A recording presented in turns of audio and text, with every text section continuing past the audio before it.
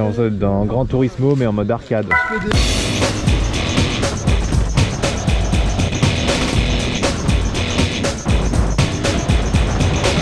J'ai l'impression d'avoir une sportive, ouais, mais avec un guidon droit, tu vois. Ouais.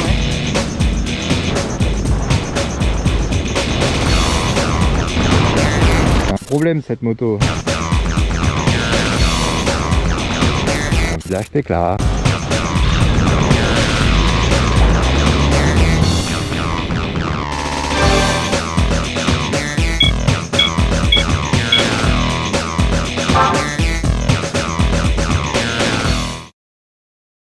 Début novembre, on a été invité à Lastours, tout près de Narbonne, par BMW France afin de pouvoir tester la nouvelle BMW 1300 GS. Je suis loin d'être un spécialiste de la GS, que ce soit les 1200, les 1250, donc je n'ai pas énormément d'éléments de comparaison par rapport aux anciennes versions sorties. Mais mon manque de culture par rapport à cette moto ne va pas avoir de grande importance. Tout simplement parce que BMW est reparti d'une feuille blanche pour pouvoir créer cette moto. Nouveau châssis, nouveau moteur, nouvelle vision. Cette moto, pour moi, ça a toujours été un ovni. Que ce soit en termes de performance, en termes de design, en termes d'usage. Et elle n'avait clairement plus rien à prouver. Qu'on l'aime ou qu'on ne l'aime pas. Décider de repartir de zéro sur une moto qui a eu autant de succès sur autant de longévité, c'est un pari assez osé. Mais alors, est-ce que c'est un pari réussi ou au contraire un risque que BMW n'aurait pas dû prendre ? N'étant pas journaliste du tout, dans ce test on ne va pas forcément aborder les choses de la même manière. On va évidemment parler spec, parler design, mais disons que ça ne va pas être la ligne directrice de ce test. On va vraiment se concentrer sur les sensations, sur comment se comporte la moto, que ce soit sur route ou sur piste, et est-ce que cette moto est capable de répondre à toutes les attentes que l'on pourrait avoir de personnes comme moi, qui ont disons une pratique de la moto assez mixte, que ce soit pour du daily sur route, de la conduite un peu plus sportive, toujours sur route, mais aussi de gros voyages sur plusieurs milliers de kilomètres avec pas mal de off-road. Ouais bon là c'est des images de Bali, mais ça arrive bientôt sur la chaîne. Durant ces 2 jours au château de Lastours, je vais avoir le plaisir de pouvoir rouler avec Elodie, Florian et ainsi que Clara, encore et toujours, sur cette nouvelle BMW 1300 GS. Let's go! Château de Lastours, 14h30. Après un premier brief sur la moto, ainsi que quelques explications sur les différents modes de conduite, on part sur le premier essai de la R1300 GS. Pour cet après-midi, BMW a prévu un essai exclusivement routier. On va donc partir sur une boucle d'une centaine de bornes avec cette R1300 GS. Eh bien, putain, déjà, position, on est bien. Hein. Super agréable. Premier tour de roue et premières impressions directes à chaud. Visuellement, je trouvais la moto basse au niveau du poste de pilotage. Et j'avais peur qu'une fois dessus, j'ai cette position légèrement trapue que je peux retrouver sur certaines motos, y compris sur mon 690 lorsque je roule debout par exemple. Hormis le fait que je sente le guidon un peu loin par rapport à mon buste, la position à bord du 1300 GS est hyper agréable, très naturelle. Le guidon est beaucoup plus large que ce que l'on peut retrouver sur certaines motos, mais personnellement c'est pas quelque chose qui me dérange. Pour moi, le fait d'avoir un grand guidon, ça rassure, ça permet d'être beaucoup plus stable sur la moto, de mieux sentir et de mieux maîtriser ce que l'on peut faire. C'est peut-être moins parlant sur route, mais ça l'est beaucoup plus en off-road, en termes d'équilibre, en termes de précision de conduite. Ça me semble être un premier bon point, et c'est quelque chose que l'on va pouvoir vérifier une fois que l'on sera en off-road, demain donc. Mais pour le moment, on se concentre sur ce que cette 1300 GS a à nous offrir sur la route. Et pour ces premiers tours de roue, on va rester en mode road, histoire de se familiariser un petit peu avec la partie cycle. D'ailleurs, sache qu'il est possible de changer de mode à tout moment sans même avoir besoin d'éteindre la moto. Ces modes vont agir directement sur la moto, que ce soit en termes d'activation ou de désactivation d'options, mais aussi sur son comportement moteur ou encore sa partie cycle. Tout ça d'une seule pression sur un bouton qui se trouve sur le commodo droit, juste à côté de la poignée d'accélérateur.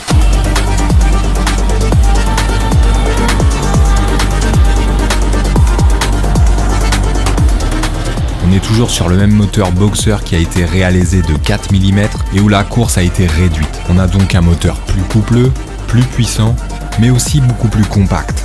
145 chevaux, 149 Nm de coupe. Je la roule en Dynamic Pro justement pour avoir le moins d'assistance possible et vraiment pouvoir ressentir ce qu'il se passe sur la moto.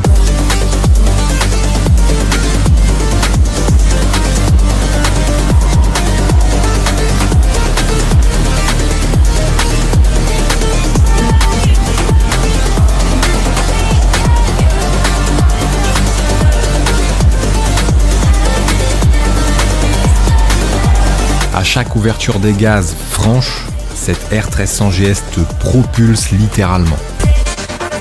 Tu sens l'arrière qui commence à décrocher légèrement, mais la gestion des gaz à la poignée elle est juste parfaite. Ce qui fait que tu peux vraiment doser au niveau de la puissance et frôler avec le décrochage mais de manière totalement contrôlée. Et ça je t'avoue que personnellement c'est un vrai kiff à moto. Quand je vois ce qu'on est capable de faire avec cette gestion des gaz sur route, je suis vraiment curieux de voir ce que ça va donner sur piste.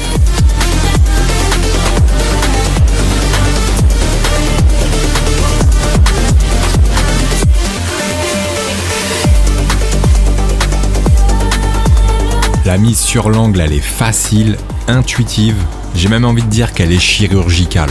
Tu la places où tu veux et sans aucun effort. Elle est très facile à emmener sur le changement d'angle et tu te sens vraiment en sécurité à son guidon. J'ai pris énormément de plaisir à rouler avec sur route et ça fait d'ailleurs bien longtemps que j'ai pas eu ce truc de tout de suite apprécier la moto sans avoir à passer par cette étape de familiarisation, si tu vois ce que je veux dire. Je crois que je suis amoureux, hein. Je vous le dis, hein. Ah, je crois, hein. C'est bien promené quand même. C'est cool, hein. Merci beaucoup. C'était très rigolo.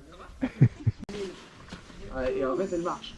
Elodie, qui vient à la base du monde de la route, roule sur un 675 Daytona, que ce soit sur route ou sur piste, a très récemment découvert la discipline du off-road. Elle a à son actif l'expérience d'un stage réalisé ici même au château de l'Astour, chez BMW, quelques mois auparavant. Elle nous partage son avis sur cette nouvelle R1300 GS à la suite de ses 2 jours de roulage, sur route, mais aussi en off-road. Sur la 1300, vraiment agréablement surpris. Il y a, je trouve, une vraie différence entre la 1250 et celle-ci. C'est une moto qui, pour moi, ce qui la résume le mieux, c'est que c'est un booster de confiance en soi, en fait. Il y a un feeling incroyable avec, elle est encore plus facile que la 1250.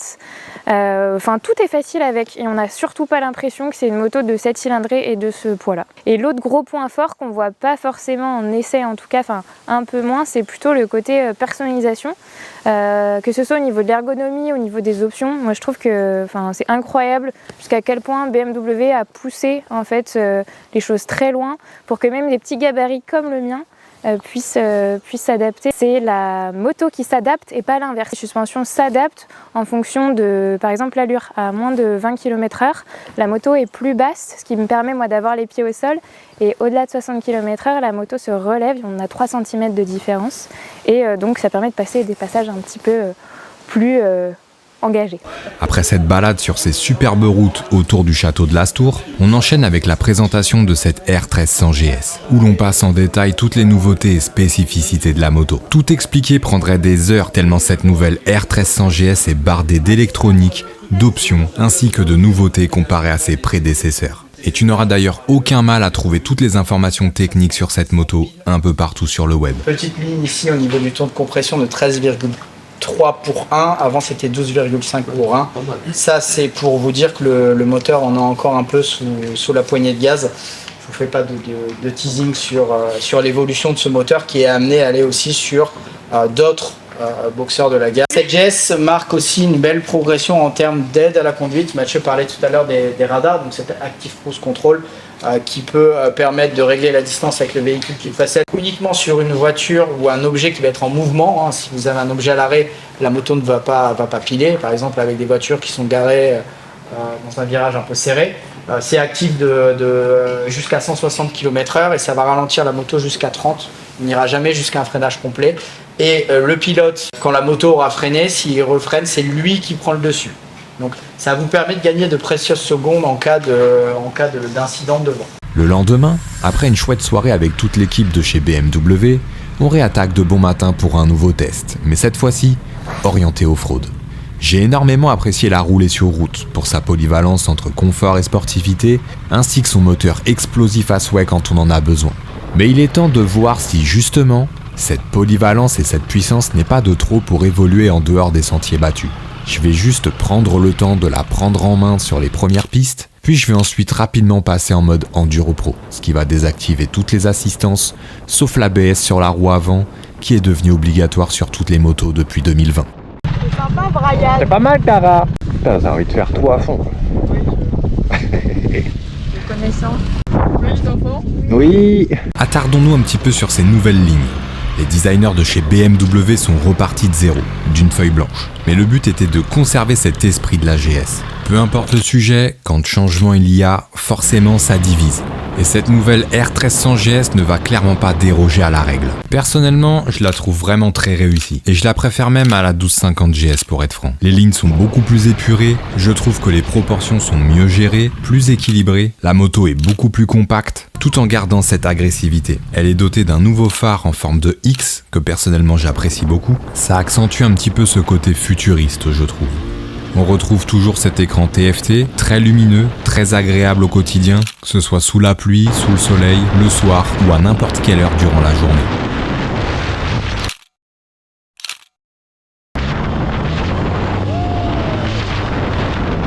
Le grip de la selle, il est incroyable, je trouve. Qu'on aime ou pas, il y a une chose qu'on peut pas nier, c'est que BMW n'a jamais eu peur d'innover en termes de design. Et à titre personnel, c'est quelque chose que j'apprécie chez une marque. On ne se contente pas d'exploiter quelque chose qui a déjà fonctionné par le passé, mais au contraire, on cherche à asseoir cette notoriété tout en proposant toujours quelque chose de nouveau. Florian, qui a déjà une bonne pratique du off-road, nous partage son avis sur cette nouvelle R1300 GS à la suite de ces 2 jours de roulage. À mon niveau, c'était tout à fait praticable ce qu'on a fait aujourd'hui. Et puis la moto est excessivement facile et permissive, donc c'est un très très gros avantage. Performante à tous les niveaux parce que sur route c'est une arme et en off-road, voilà, on a l'impression d'avoir un vélo, donc c'est incroyable. Dakar, ouf, j'ai presque le stress et la pression.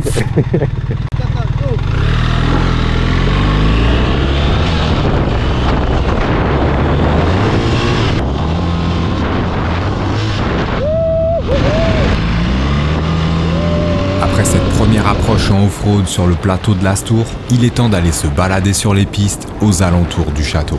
Toute l'équipe du château de l'Astour nous a concocté une chouette trace que nous allons faire tous ensemble et ça va être l'occasion de pouvoir tester la moto sur divers types de terrains, dans diverses conditions et ce jusqu'à la fin de la journée. Gaz en grand et y a plus qu'à suivre le guide. Let's go!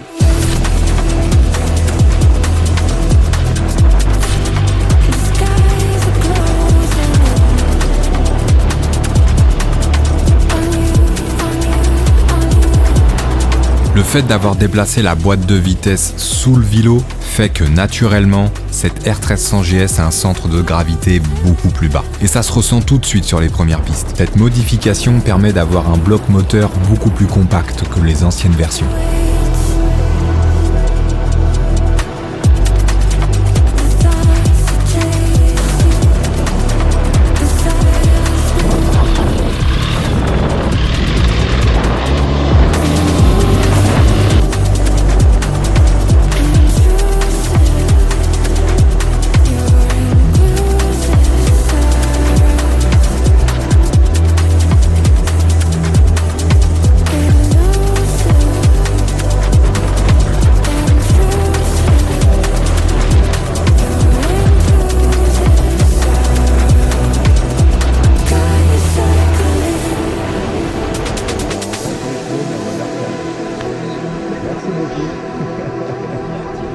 Après cette petite balade à travers les pistes, les estomacs se creusent et il est temps d'aller manger quelque chose. Et pour ça, on s'arrête dans le village de Cucugnan, plus précisément à l'auberge du Vigneron. C'est un logis-hôtel-restaurant qui est situé légèrement en contrebas du village, avec la vue sur toute la vallée.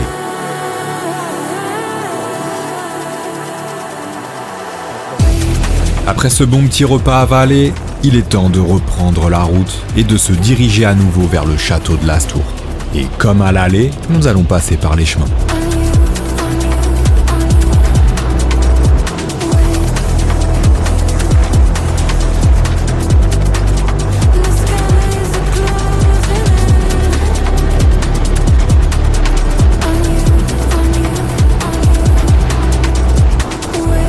Une grosse amélioration a été effectuée au niveau du télélever.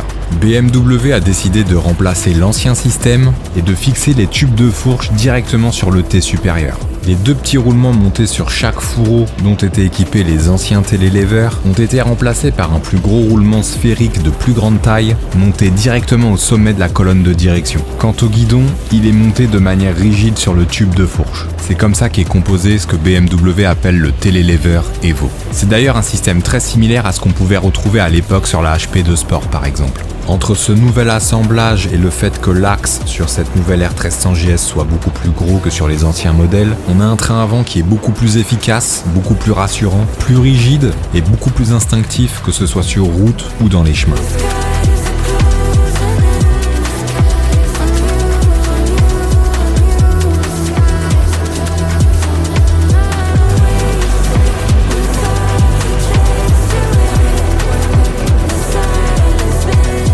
Évidemment, cette R1300 GS est dotée de bien plus de features que ce que j'ai pu t'expliquer dans cette vidéo. J'ai pas voulu rentrer trop dans les détails pour que cela reste digeste et ne pas te noyer dans tout un tas d'informations. Bien évidemment, si cette moto t'intéresse réellement, je t'invite à regarder des tests un peu plus approfondis ou à te rendre directement chez ton concessionnaire BMW afin d'avoir plus d'informations et l'essayer. Les données techniques, c'est bien, mais le ressenti sur une moto, c'est vraiment quelque chose qui est propre à chacun et qui est primordial. Et il n'y a qu'un essai en conditions réelles qui permet de se faire un véritable avis. Merci beaucoup. Bien joué. C'était très cool.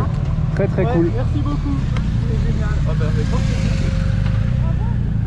bravo MC. Bon bah dommage que j'ai pas 20K à claquer dans une brelle là tout de suite maintenant quoi. Un petit peu plus. Ouais, c'est vrai. Merci beaucoup. Alors cette première sur une GS, Pierre. La première des choses en fait quand tu te diriges vers GS, moi je trouve c'est que t'imagines que ça va être aseptisé parce que tout le monde te dit que c'est facile. Clairement l'avis que j'avais en vrai. Ouais, tu vois, parce que toi tu l'as pas roulé. J'ai roulé la 12,50, une demi-heure sur des petites routes, donc autant te dire que... Moi je l'ai eu en Roumanie dans des conditions vraiment hard. J'avoue, je l'aimais déjà. Mais j'avais cette sensation d'être un peu enclavé derrière le réservoir, surtout quand t'as un petit buste, t'étais un peu comme ça, tu vois. C'était la moto en général ou c'est juste parce que t'es petite? Je sais pas. C'était pas vraiment... En vrai, je trouve pas petite, moi, comparé à d'autres meufs. Mais... Non, je crois qu'il y a un avis général là-dessus. Et d'ailleurs, c'est ce qu'ils ont complètement corrigé avec cette ligne ici. Et on est beaucoup moins derrière le réservoir à être un peu Parce qu'il est là-dedans. Bah ouais, de ouf. D'ailleurs, tu le vois par rapport... Bon, là, c'est la GSA, mais t'es carrément dans le réservoir. Et là, c'est plus le cas. Bref, tout ça pour dire que facilité, ouais. Mais si tu veux t'amuser, en vrai, on a eu la banane pendant les 2 jours, quoi. Clairement, là, ce que tu disais tout à l'heure par rapport au fait que c'était aseptisé, c'est ce que je me suis dit. Parce qu'en fait, j'entends toujours dire que ouais, une 1250, bon, je parle de la 1250, c'est ce que j'entendais tout le temps, mais que c'est facile pour tout. Alors c'est vrai que c'est facile pour tout. Oui. Oui. Mais du coup, tu peux aussi aller loin. Tu peux aller beaucoup plus loin en étant fatigué. Et elle est hyper rassurante en fait dans tout ce qu'elle propose. Et celle-ci, elle est encore plus. Je trouve qu'on a souvent tendance à dire ouais, il n'y a pas de moto parfaite pour tout faire. En vrai, pour moi, son seul défaut, ça reste le volume qu'elle prend. Tu pourras effectivement peut-être pas passer dans des sentiers ultra serrés sans l'abîmer, en tout cas. Mais sinon, sur route, en tout cas, moi, sur celle-là, j'ai l'impression d'avoir une sportive avec un guidon droit, quoi. C'était ouf. C'est un missile, vraiment. C'était indécent. Et le moteur qui est super doux, mais dès que t'ouvres, en fait, elle a vraiment 2 visages, la moto, tu vois. Complètement. C'est qu'en fait, tu peux cruiser, c'était déjà le cas avant, mais là, c'est encore plus parce que du coup, la partie cycle, elle a été vraiment améliorée sur route. Et moi, c'est là où je vois la différence, c'est qu'avant, même quand tu te mettais sur des suspensions dynamiques, ça avait des fois tendance un peu à pomper, et c'est surtout sur un passage à l'autre. Si tu faisais pas genre 1m90, au bout d'un moment, tu sentais qu'il fallait. Et là, en fait, c'est rail, Tu peux vraiment tout personnaliser. Encore plus par rapport à l'ancienne, quoi. Par curiosité, je testais les modes juste pour voir. Juste, tu changes un paramètre, la moto, c'est autre chose tout de suite, quoi. C'est ça qui est ouf. On dirait un peu un jeu vidéo, genre Grand Turismo. C'est ce que tu joues en mode arcade, donc là, tout automatique, c'est bon. C'est exactement ça. Et plus tu enlèves des paramètres, plus c'est compliqué. Mais ce qui est cool, c'est que un mec qui achète ça, par exemple, pour du daily, aller au taf et tout, qui a envie en même temps de s'y mettre, peut s'y mettre de manière progressive. En enlevant de plus en plus de paramètres. Et pouvoir ressentir de plus en plus ce que c'est qu'une moto qui n'a pas d'assistance. Après, bon, moi je nuance toujours, je trouve que c'est bien, et en même temps c'est peut-être trop dangereux, entre guillemets, si je peux dire, parce que forcément ça a des avantages et des inconvénients. Ouais, les assistances, ça t'apprend pas à conduire. Voilà, ça te permet de rattraper toutes les erreurs que tu pourrais faire du fait que t'aies pas l'expérience d'une moto Ouais. qui n'a pas d'assistance, tu vois. C'est vrai que tu peux prendre ta poignée de frein sur route, dans l'angle, il va Tout écrasé. va rien se passer. Alors que tu fais ça avec une vraie moto, t'es mort. Et une vraie moto. Alors que tu fais ça avec Une autre moto. Non, mais en vrai, c'est un Et, peu lapsus parce que c'est un peu ça. C'est-à-dire que c'est une vraie moto, mais c'est juste que. c'est un cheat code c'est- permanent. Ouais, c'est ça, c'est que c'est un énorme cheat code dans la moto, quoi. Mais c'est pas dit de manière négative du tout. Non. C'est-à-dire que un mec qui n'a pas de niveau du tout, je parle sur route ou pas d'ailleurs, il peut vraiment trouver son compte Oui. et vraiment prendre du plaisir rapidement. Et pareil, un mec qui a l'habitude de rouler des motos qui n'ont pas d'assistance, et ben au final, tu te surprends à Mais kiffer tout autant en fait. En off-road, moi j'avais un peu d'appréhension au début, en vrai. ça se voyait pas. Moi je parle, c'est vite parti en fait. Mais parce que, en fait, ce qui m'a mis le doute, c'est hier quand on a pris une toute petite partie de piste, mais genre 25 Ouais. mètres. J'ai failli me viander 2 fois. Oui, mais moi aussi. Et tu sais, genre comme si elle plongeait, alors que je voulais pas qu'elle aille là du tout, tu vois. Je me disais, mais attends, mais si c'est ça demain tout le temps, il va me falloir 2 heures pour m'y habituer. Mm. Et en vrai, bon, après, je pense que ça venait aussi peut-être un peu des pneus Mais carrément. qui ont fait que les premiers tours de piste, en fait, t'oublies tout, quoi. T'oublies le volume de la moto, t'oublies son poids, Ouais. et elle est hyper joueuse. Puis le fait de savoir que tu peux t'amuser à faire des glisses, mais que en fonction des modes que tu mets, c'est plus ou moins permissif et du coup plus ou moins adapté à un niveau. C'est-à-dire que si tu as envie de jouer et de t'éclater et de parfaire ta technique, tu peux quand même, parce que du coup tu as quand même les aides qui se barrent, etc. Tu peux avoir ton ABS coupé à l'arrière et découpler le freinage, alors que par exemple là, fin de journée, j'étais un peu fatiguée, je me remets en enduro, je sais que si je freine de l'avant comme un goré, ça va bien se répartir. En fait, c'est là où c'est permissif. Ce qui est cool, c'est qu'en fait, c'est hyper modulable. Ouais, il y a tellement de modes différents. Tu peux tout personnaliser. Donc si tu veux être juste chill et rouler sur une piste tranquille, avoir l'assurance que tu vas pas t'en coller une parce que tu ouvres trop, parce que sur un coup de fatigue, tu freines mal ou ce qu'on a sur nos motos en fait. Bah ouais, et un autre truc aussi, le télélever, pareil, moi je sais Toi, tu jamais connaissais connu ça, pas tu vois. trop. Et moi, je le trouve vraiment amélioré. Mais c'est un truc qui me faisait flipper, parce que moi par exemple, j'ai l'habitude que ma moto plonge, tu vois, si j'ai envie de passer un obstacle. C'est pas choquant. Mais au final, une fois que t'es dessus, tu te poses pas la question en fait. C'est là, ça a fait le taf. Moi, je sais pas vraiment dans quelles circonstances est-ce que c'est mieux ou est-ce que ça l'est pas. Mais dans tous les cas, ça m'a pas dérangé du tout en fait. Tu vois. À aucun moment, je me suis dit, Ouais. putain, télélever fait chier, je peux pas faire ci, je peux pas faire Non, ça. jamais. Moi, sur route, j'ai vu la différence parce que sur la 1250, quand je freinais en descente sur des gros freinages, j'avais l'impression d'absorber tout, genre dans le haut de mon corps. Et j'ai l'impression d'arrêter 2 tonnes dans les bras. C'est vraiment quand tu as une conduite dynamique dans un col. Et là, c'est plus du tout le cas. On a quand même roulé dynamique et on a tapé comme des freinages qui étaient assez conséquents. C'est clair. Et en fait, beaucoup moins cette sensation de transfert dans toi, en fait. Je dois dire. En tout cas, ceux qui ont aimé, ça c'est mon avis, ceux qui ont aimé la 1250 aimeront forcément la 1300 encore plus. Ok. Pour un mec qui n'a jamais roulé ce type de moto-là, et en plus je suis pas fan des assistants, je suis toujours en train de Ouais. critiquer ces trucs-là parce que ça me gonfle en vrai. Bon, j'avoue, je les désactive. Mais bon, on roule tous les deux avec des motos qui ont zéro rien assistance. du tout. Donc on est quand même bien placé pour pouvoir dire. Une fois que tu désactives tout, ou presque, parce que tu peux pas tout enlever, genre l'ABS à l'avant il est un peu Toujours, sous-aviré. ouais. Mais bah là pour le coup tu arrives à ressentir les limites de la moto, dans tout ce qui est freinage et tout, tu sens qu'elle part.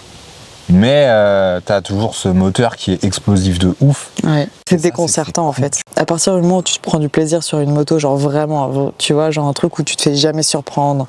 Il n'y a pas un truc bizarre qui se passe à tel moment. Là, c'est tout le temps fun. Et c'est l'assurance d'avoir un truc Du avec bon lequel, outil, bon à tout ouais. faire. Après j'aurais été curieux de tester une basique sans Ouais, option. pour voir Et un ensuite peu. de prendre une avec les options enduro et complet. Juste pour voir si vraiment il y a une diff C'est vrai. hors accessoires, je parle. Oui. Hors crash bar et trucs Ouais, comme ça. ouais. Juste en termes de moto pure, est-ce qu'il y a vraiment une diff, tu vois? C'est vrai. Ça peut être intéressant de voir ça. Au moins, on a testé la Africa Twin, on a testé la Tiger. On en a testé pas mal. Hein. C'est la première moto que je prends où, au bout de 500 mètres, je me dis, ouais, c'est une dinguerie. Donc la Tiger, par exemple, mis, il a fallu quelques jours avant de me ouais. dire, j'avoue, elle est bien. Ouais. L'Africa Twin, pareil. Ouais. Bah. Là, en vrai, je peux pas parler du moteur en négatif parce que c'est une Bastos. Je Ouais. peux pas parler de la partie cycle en négatif parce que c'est une Bastos. Bastos. Tu peux pas parler du fait que ouais, c'est pas exploitable en enduro Parce que si elle te fait flipper, tu mets toutes les assistances que tu veux et au final ça corrige tout ce que tu peux mal faire. Et si tu désactives tout, c'est un putain de plaisir à conduire, quoi. Bien résumé, Brian. Bah ouais. Bravo, Brian. Ah, merci Clara, ça me fait C'était plaisir. sympa, Brian. C'était super. Bon, bah voilà. Hein. Bisous, petite Jess. Ouais, salut. Hein. Salut. Si tu veux venir à la maison, n'hésite pas. J'ai de la place, c'est ça.